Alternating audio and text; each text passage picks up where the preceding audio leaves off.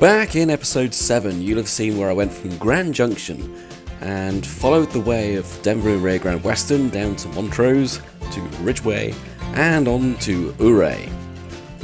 Then in episode 8, you'll have seen where I took a little side trip to Cimarron Canyon Rail Exhibit, which is really great to see. In this episode, I'm showing you what I saw in Ridgway, which was the Ridgway Railroad Museum, which is right on the spot where the Rio Grande Southern began, so they have some pretty great things to see there. This is part of my series following my 2-week solo adventure from Salt Lake City to Denver, where I follow railroad history mainly of the Rio Grande, but other stuff too, and I see amazing scenery and have a lot of fun along the way, so be sure to be subscribed, follow the playlist, see my other videos, and join me on the Grand Tour.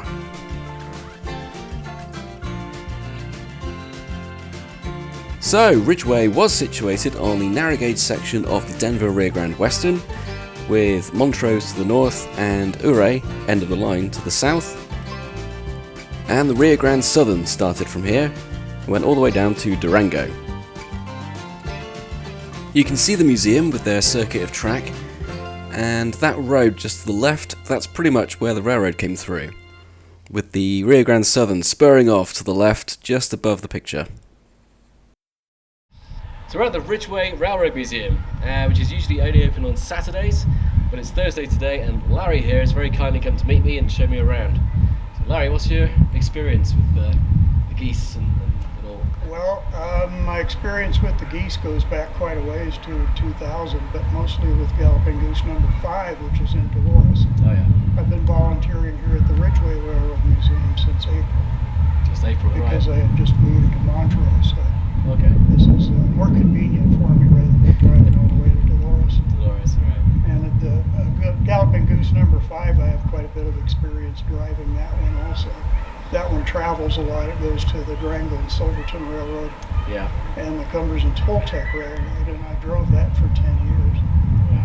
I think at this point in time, I probably have more miles put on that than anybody else does. I figured at one time I've driven that one about 2,000 miles 2,000? on those two railroads. That's amazing. So I know the geese pretty well. Yeah, could say that. Yeah. Anyone who knows about the Rio Grande Southern will know about the Galloping Geese, these characterful vehicles which were part of the legendary story of the railroad. So basically there were 7 of them, and they varied in size, but they were made to save money. So rather than having a full train with a driver and fireman, a conductor, brakeman, security person, they were just one light vehicle with one member of staff. They were originally called motors, so motor 1, motor 2 and so forth, but they were affectionately called the Galloping Geese, and the name stuck after some of them were converted to take more passengers for tourism. So I see 2 here today, and actually over my trip I managed to see 6 out of the 7.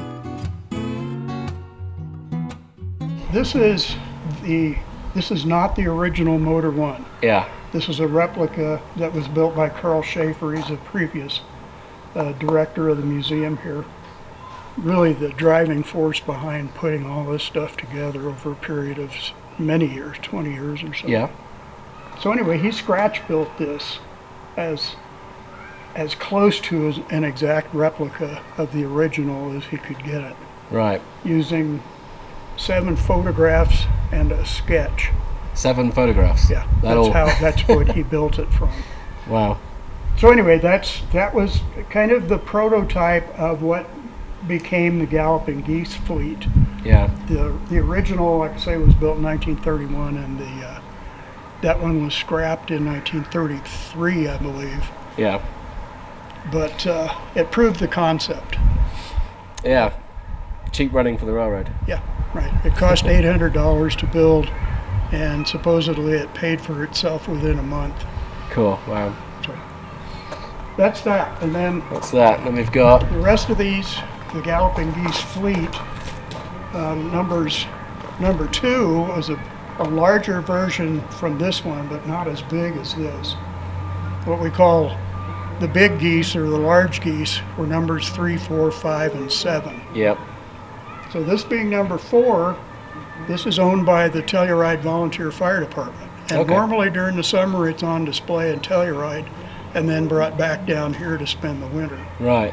This year we had to have it down here because it needs some maintenance done to it. Right. So why don't we step inside here? Oh, I'd love to.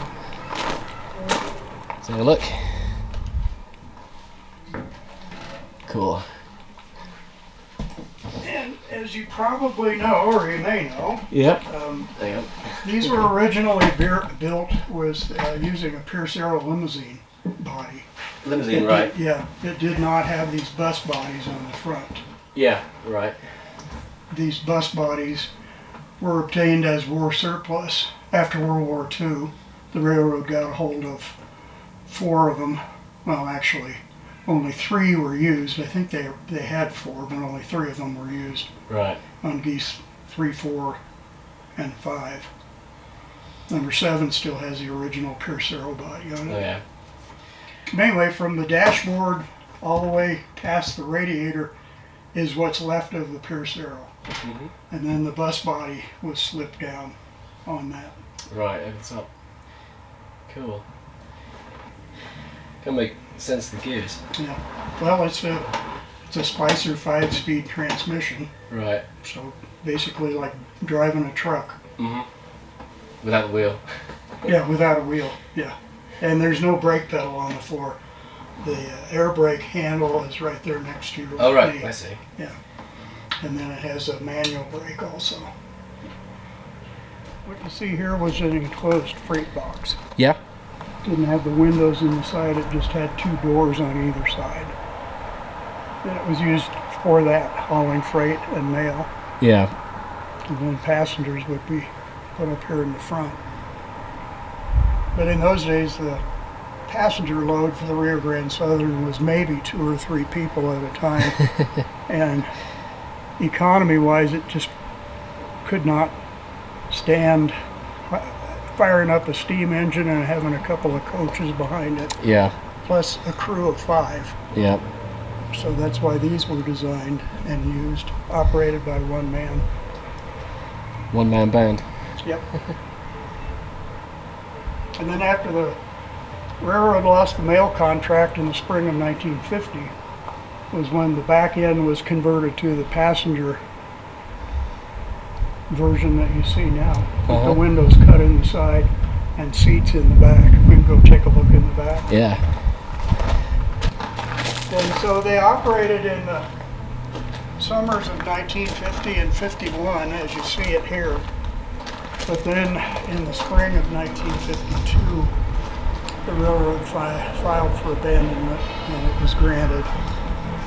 So these did not operate past October of 1951. Right. Plug in, crawl in. Well, that's cozy.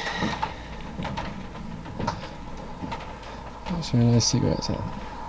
These seats are out of old Denver trolley cars. Are they? Right. So these were built, or rebuilds, I guess I should say, to accommodate from 9 passengers in front to putting 20 more people in the back. 20. Feel it wobble. Yeah. That's why they call it a Galloping Goose. Because it does wobble down the tracks. This little guy here is not original to the railroad. Nope. Obtained from a military armory in Indiana, I think, Indiana. Right. a few years back. And the museum needed some kind of a little switcher like this, so it does operate, and it'll haul that caboose around Oh yeah. on the half-mile loop of track that we have here. This is an old maintenance away car. Originally it was a coach, passenger coach, but it was converted to a maintenance away car back in the 1930s. Right. And it's used for part of the museum displays. It's restored.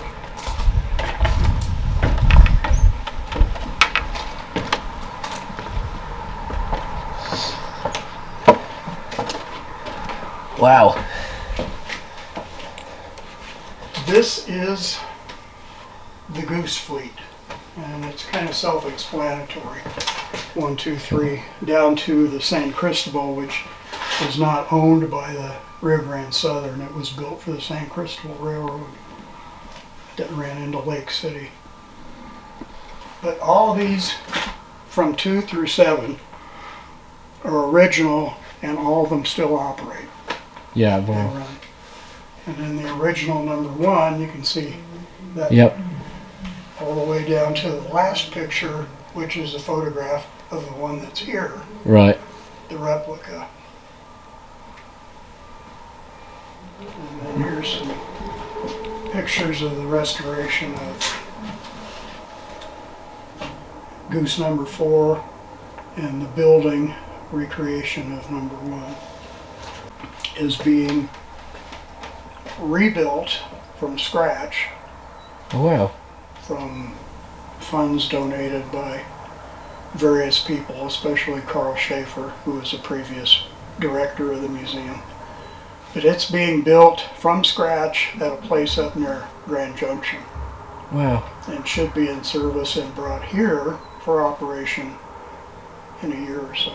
That'd be nice. Wow. Yeah.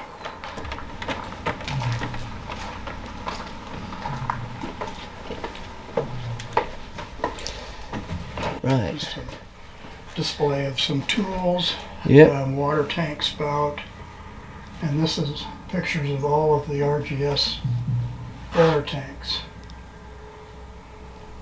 So we'll see a few tomorrow. Of course, the Ridgway tank is gone, but the one at Trout Lake is still there. Yep. The East Mancus tank is still standing, but it's on private property, Right. so you have to have permission to get into that one.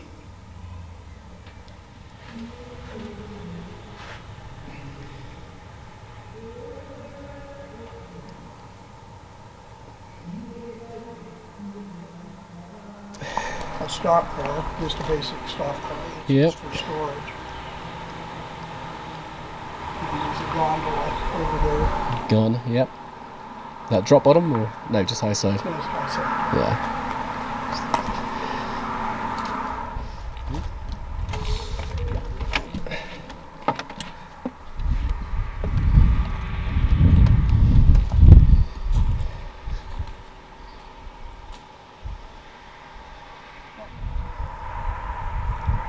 This little cap Yep. is almost exactly what the Rio Grande Southern used Really. for plowing through mudslides and snow drifts and such. Yeah. And this one does operate. That's why it's undercover. And a coach original to the Rio Grande Southern. Yep. And after the abandonment of the railroad, it was bought by a private party and put up near Trout Lake as a summer cabin All right. and stayed up there for years and years. And it got to be pretty dilapidated, and then it was moved to a couple of different places, restored back to operating condition, Yeah. Did a great job. including the air brakes. Let me take a peek in there. The seats are not original. Those had to be purchased. But they're all flip-over seats except for those armchair-looking ones. Oh yeah.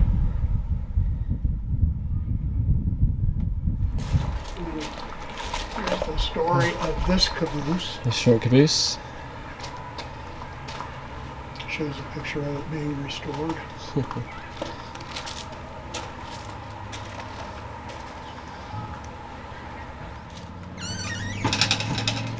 And there's no light in here. Right.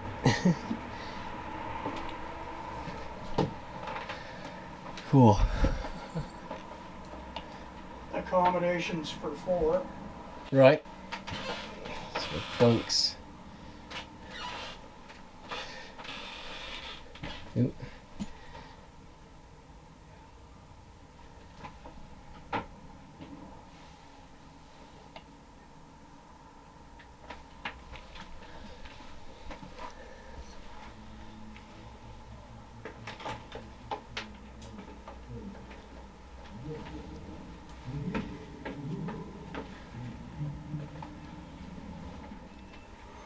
I can't imagine sitting at this desk and trying to write in cursive while the car is rocking back and forth. Yeah.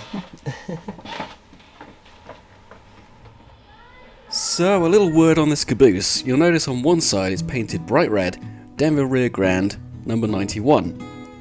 But on the other side it's painted oxide, Denver Rio Grande Western, number 575.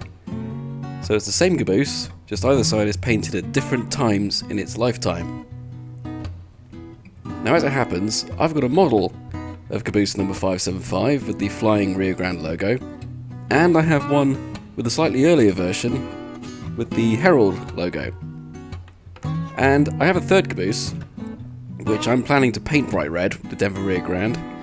So I thought, why don't I make that one 91? So I've got 3 of the same caboose at different stages in its lifetime. That'd be something fun in the future. So that concludes the tour with Larry, but there are a few other exhibits to see, such as a boxcar, drop bottom gondola.